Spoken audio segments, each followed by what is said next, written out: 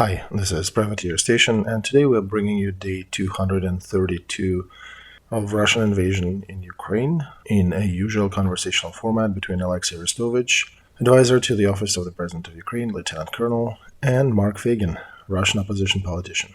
Enjoy. Dear friends, I'm glad to see you all on Feygin Live. It is 3 minutes past 10, and we're doing a usual stream. I apologize for my voice. I almost lost it. Oh, Mark, now you'll get comments today that you barely heard. Yeah, I'm sorry. It's just something I cannot control. Day 232 with Olexiy Arestovich. You will be pretty much solo. We have about 80,000 watching us live,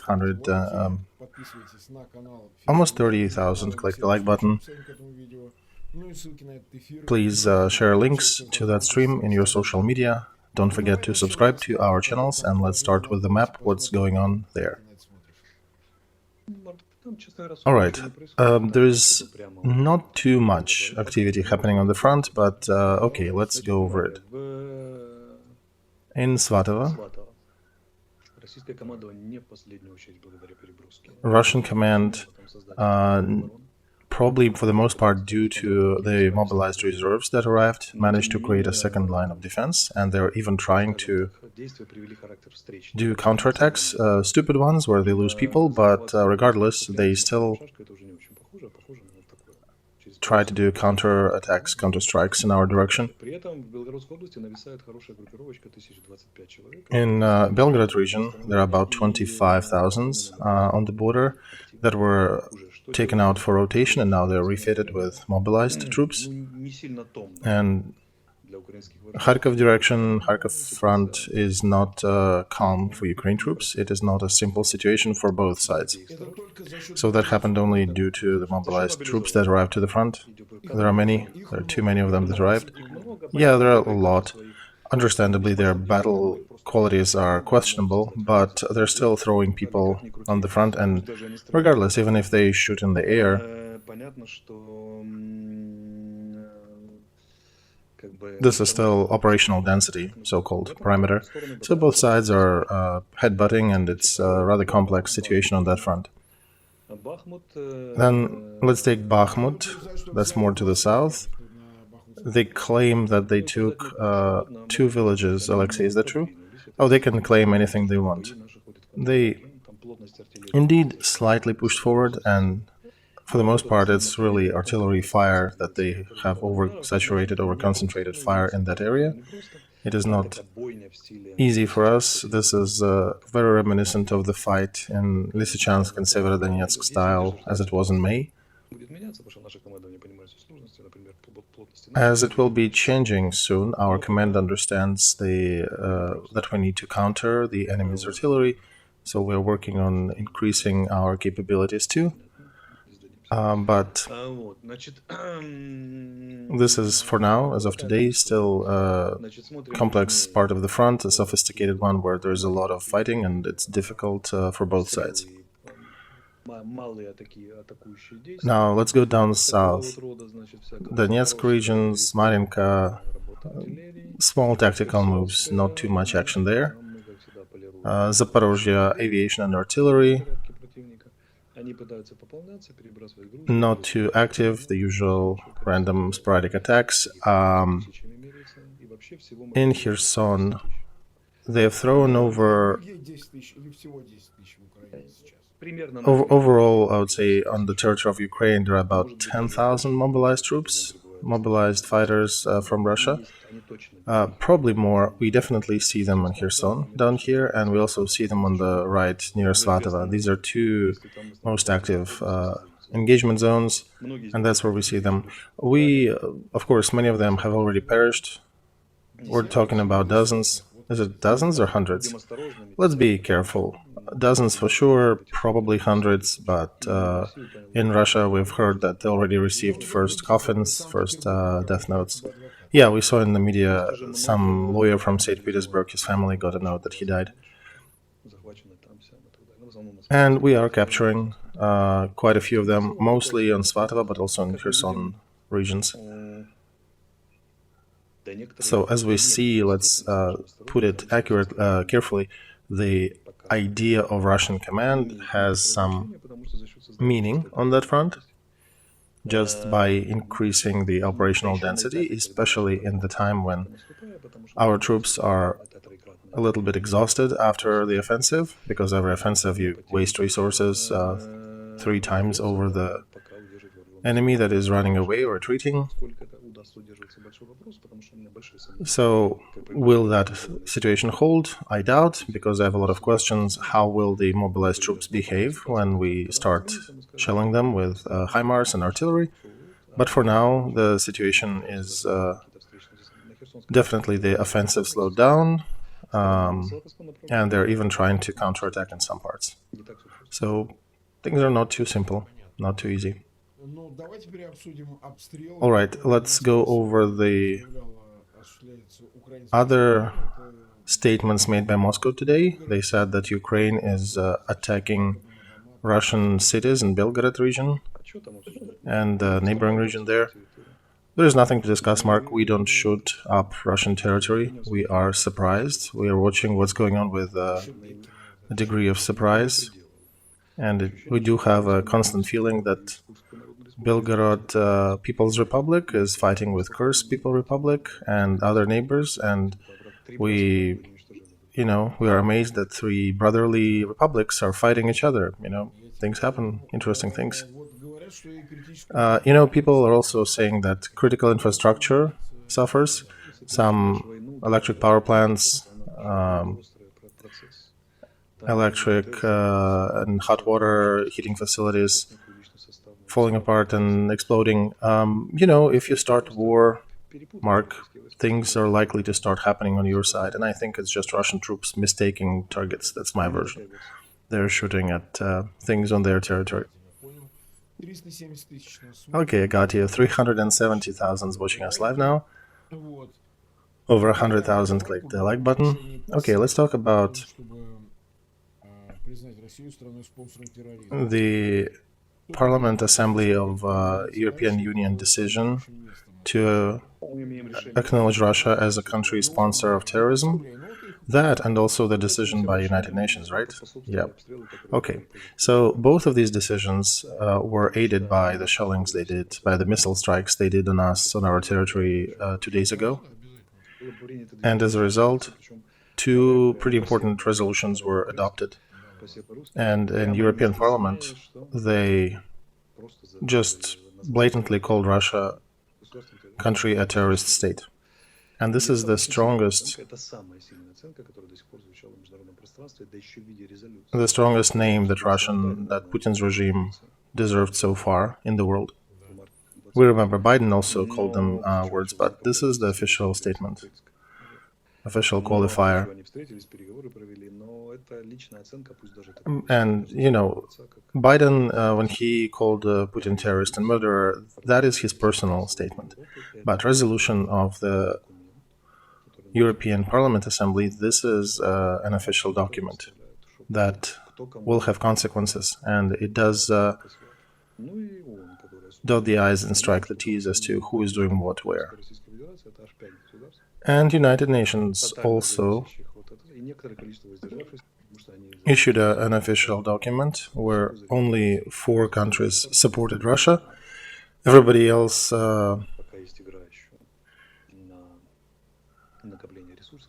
basically took another side. So these are the first bells. They don't want to drop all the bombs, I guess, diplomatic and political yet, but these are the first ones. This is the start of isolation of Putin's regime on the level of international documents, on the level of judicial systems, evaluations, and there'll be, of course, later investigations after the war and trials and tribunals, but one needs to understand that international politics, do you want it or not, does work via the papers. And here is the fence of these papers is starting to be built. And some people are saying, well, especially on the Russian side, well, what do these papers matter? It's just a paper, just a statement. Now, they do have consequences. Every European country cannot ignore the decision of the European Parliament Assembly. So if you are member of EU, you cannot ignore that.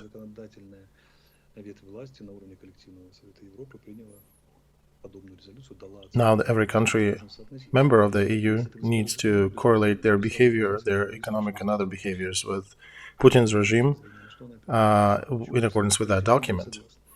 If they misbehave and do something else, they would be questioned. That changes things, that changes dynamics, and it also affects, of course, the way and speed that Ukraine is getting military support. It also affects the speed that sanctions are being implemented against members of Putin's regime. So documents very often turn into actions. They very often translate, especially in the current situation.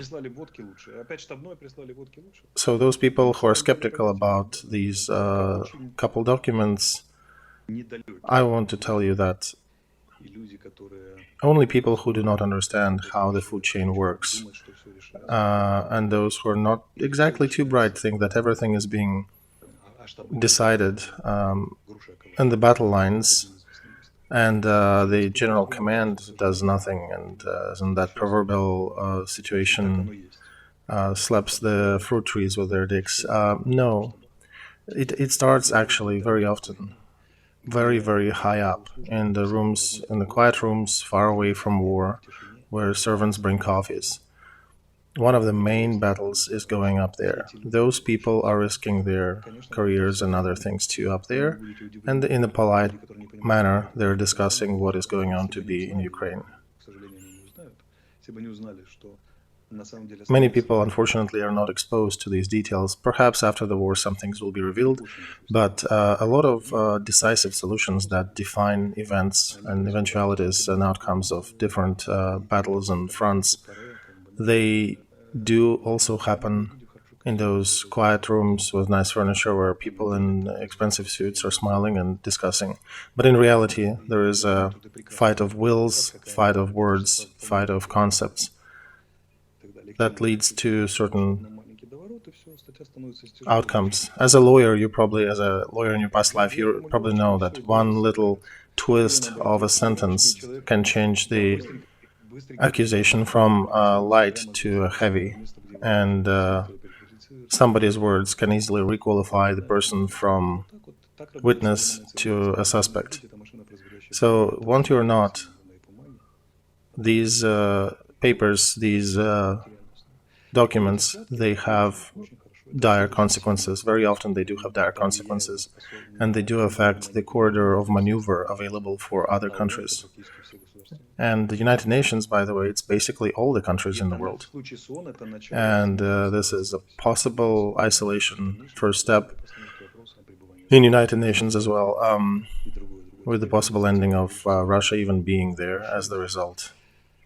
And there are people who consider expanding the Security Council, perhaps adding new countries to it, to dilute the Russian effect, and also going to the regular vote instead of supermajority or all for or all against.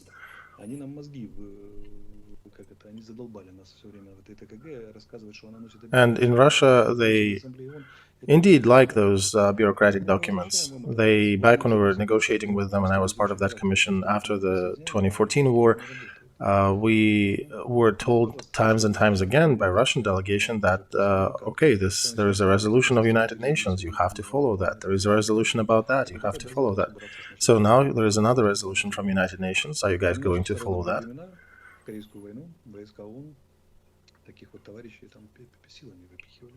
And I should remind that back in the 50s in the Korean War, that was actually not American troops fighting. There were troops of United Nations fighting. It's just American contingent was the dominating force, but it was troops of United Nations from different countries fighting there.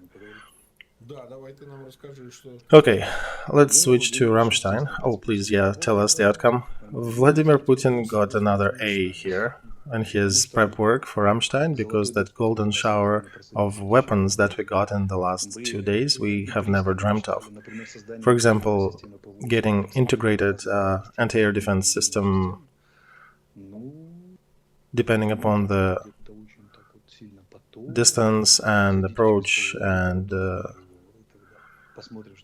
integrated with different capabilities, different systems that shoot incoming missiles at different stages of their flight. So as an outcome, we hear from Pentagon and from Rammstein that yes, we will be working on creating that system for Ukraine. And even President of France, oh horror, is saying that is sending also air defense systems to Ukraine. We're getting 8 NASAMS. We got Arestovych from Germany. It's not 60 as one would want, right? But this is already very good because, for example, NASAMS, for those who don't know, these are the systems that cover the White House in the United States. And 8 complexes is a very serious card. Ares-T is also a strong system, very capable of providing robust defense. And then the next step is integrating them, interconnecting them to repel the missile attacks. Also artillery. All of a sudden, France is ready to supply more artillery, more Caesars, and more ammo to it. Armored vehicles. Germany said tanks, 100 tanks, tank brigade, or 4 tank battalions, basically. Artillery. Another piece that was mentioned in the news, 100 anti-drone systems. We'll not go into details what they are, but in the last day was 24 hours were difficult, so I was extremely busy, but just what I see going out to the media and to the public, minesweeping machines, anti-drone machines, air defense, all that, I was not even expecting that nomenclature. And there was another agreement that blipped on the radar. I don't remember where did I read it, but it was published, that NATO and Ukraine signed another document about full refitting of Ukraine military industrial complex during the next 10 years. And people are saying that, oh, this is too far. This is a remote perspective. Well, no, these things change perspectives. These things change the future. The Russian Federation is sanctioned, right? You saw their news. They're trying to modernize T-62. This is probably the funniest news I've heard since the 24th of February. They've lost about 1,400 in Ukraine. 400 of them they basically gave us. They left on the battle, still operational. And now they're trying to revive the mammoth dung, which that T-62 tank is, and trying to refit their battle capabilities. And at the same time, Ukraine will start producing modern Western weaponry. So we will be increasing the possible disconnect in capabilities between Russia and Ukraine. And that reminds me of Israel's position in the Middle East, which their strategy, they went to a level that any attack against Israel, any war against Israel, only brings dire consequences to the attacker without any opportunity to win it. And another side was the nuclear mention, right? President Macron went out and his statement was discussed that they would not respond in the nuclear fashion if Russia uses nukes on the battlefront, but some agencies omit the second part of his speech that will use any kind of conventional weapons to preclude the future use of any nukes. So this is a strong statement, by the way. And Mr. Borrell, the head of European diplomacy, also gave a few ideas in his article. Idea number 1, we were gravely mistaken. He basically acknowledged all the mistakes of European Union, the estimations of a situation, the estimation of relations with Russia. We thought that the sources of our safety are in the same place where the sources of our prosperity.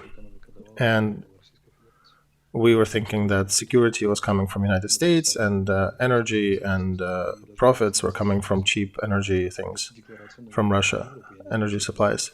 But now we understand that this is different. We do need to change the situation. We understand that we need to care about our security here and prosperity. And by the way, another piece of news that was mentioned was the creation of integrated air defense system for Europe, and that was mentioned on par with integrated air defense system of Ukraine. These two were mentioned separately in different resources, but I have an impression, I have a feeling that they may be interconnected at some point. And these are the titanic changes in the world that we're seeing that manifested very rapidly. And they all manifested because Uncle Vlad decided to shoot a bit at their neighbors. Now these changes, for people who suffer daily from missiles and shellings in the front cities in Nikopol and Nikolaev and Zaporozhye. And by the way, that girl we mentioned the other show, right? We'll talk about her. Okay, yeah, we'll show it. So people in those cities think that it's too far, it's too remote, but in reality, it's a possible future. It's a possible change in the future, and we're precluding the next war from happening. We're precluding the next war happening in 5 or 10 years, because in the Middle East, Israel had to fight about 5 wars to communicate to their neighbors that these wars are futile. I don't think we want to follow down this route. I don't think we want to have more wars in the perspective. We'd rather put it to end at this time and preclude the future ones. So we're trying to build that future now.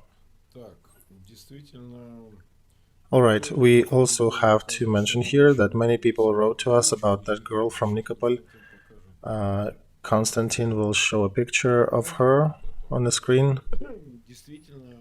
Indeed, a 6-year-old girl got her feet amputated, and we'll of course help her. We'll send the funds directly to her relatives. We got this message saying that Derimian Alexandra Antonovna, this is the lady with the girl. I don't know who she is. To the girl survived. Her mom is seriously wounded. So we're just trying to figure out who is Alexandra with the girl, who is she to her family, and we just need to verify the information before we send money, because sometimes if we send it to the wrong person with wrong names and stuff, they come back. We need to make sure we have a direct line to her relatives, and Olexiy is helping on his side as well. I hope at that time local powers to be and people got engaged to try to help this 6-year-old. And yeah, people will help her too. Okay, not even discussing ifs, we definitely are trying to help. And when we bring things into the limelight here, people usually start helping these families too, so that doubles or triples the effort to help them. And yeah, she's so young, she will need a lot of therapy after. The boy that was found on the remnants, on the ruins of one of the multi-story buildings, he was found alive, but unfortunately he perished later. So yeah, that's a sad story there. We've been 20 plus minutes live, 485,000 are watching us. Please do not forget to like, to share links. Over 140,000, click the like button. Thank you very much. Do not forget to subscribe to Feigin Live, to Olexiy Arestovych. In the description to that video, you can follow the link and subscribe to both. And if you are watching or listening to that in English, do not forget to subscribe to Privateer channel and click the bell so you get news about new releases that are posted. Now let's talk about one more thing. I think it deserves it. Saldo, that collaborationist appointed leader down on the occupied territories in the south of Ukraine, and the other guy down there, they both took turns saying that people need to be evacuated to Russia from those territories. I don't know why they're turning to that, because they can't totally do that on their administration level. They can evacuate if they need to. Yeah, they're covering their butts. It's a CYA operation. They basically are aware that some things might unfold in the near future. You think they realize that there could be a blowback and Ukraine may change situation on the front after the missile strikes? Are they trying to make the statement in lieu of possible deoccupation efforts? Yeah, it's for them. They probably realize they can gauge their forces better from the inside, from within, and they probably start seeing the sun of freedom rising in the west, regardless of the laws of nature, and the first freedom rays reaching out Saldo's cabinet. So I think it is their reaction to it. I saw you gave an interview to German media. You mentioned that in a month and a half, Kherson region might be deoccupied. Yeah, there were a lot of ifs and conditional things that did not make it to the newspaper format. But if this, and this happens, chances are, yeah, we will have Kherson back. This is not big news for this show, Olexiy, right? We were estimating that this eventuality is coming soon. But do you think mobilization effort might preclude you from fitting or keeping the same time frame to deoccupy Kherson before winter? Well, it depends. It depends upon, again, many factors and the battle worthiness of both sides. And even if we had detailed information, we could not give it out as we know to the mainstream.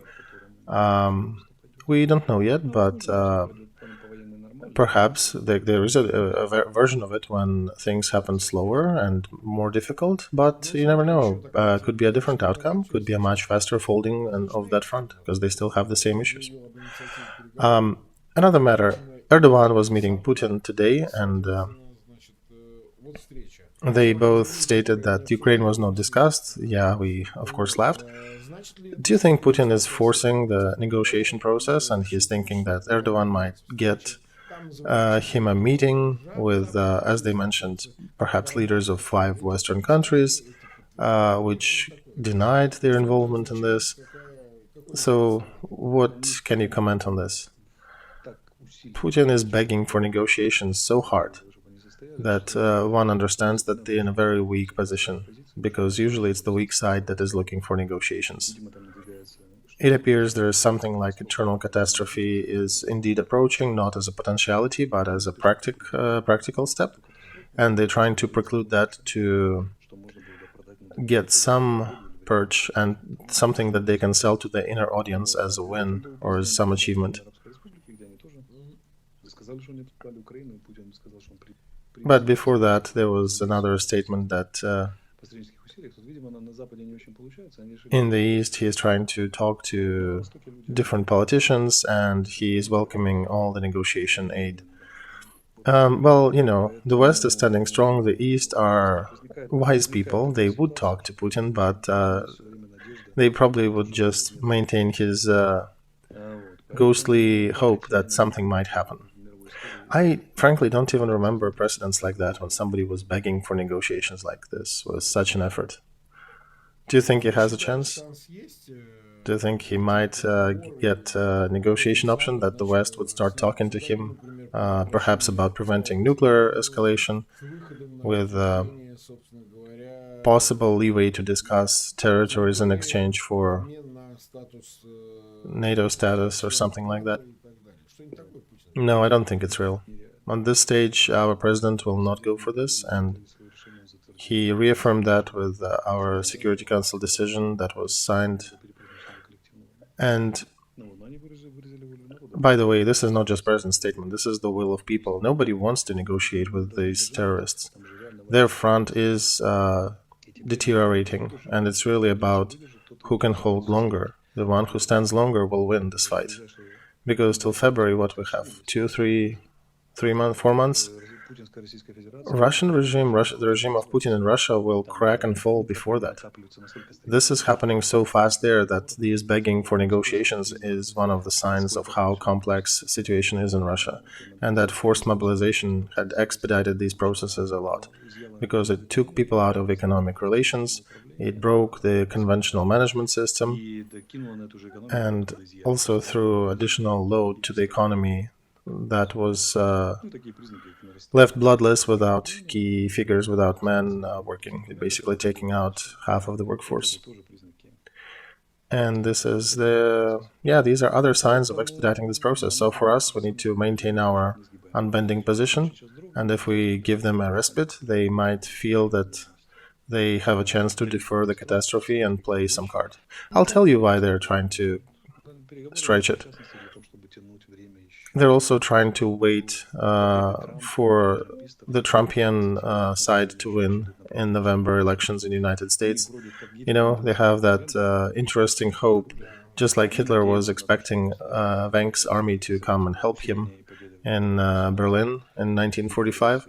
They are hoping that the results of elections in Senate and Congress, and if the Trumpian side of Republicans wins, the situation will change drastically, that United States will stop supporting Ukraine, United States will try to push Ukraine to negotiations, so they're keeping that chance as the last arrow in their quiver, and they're holding on to this.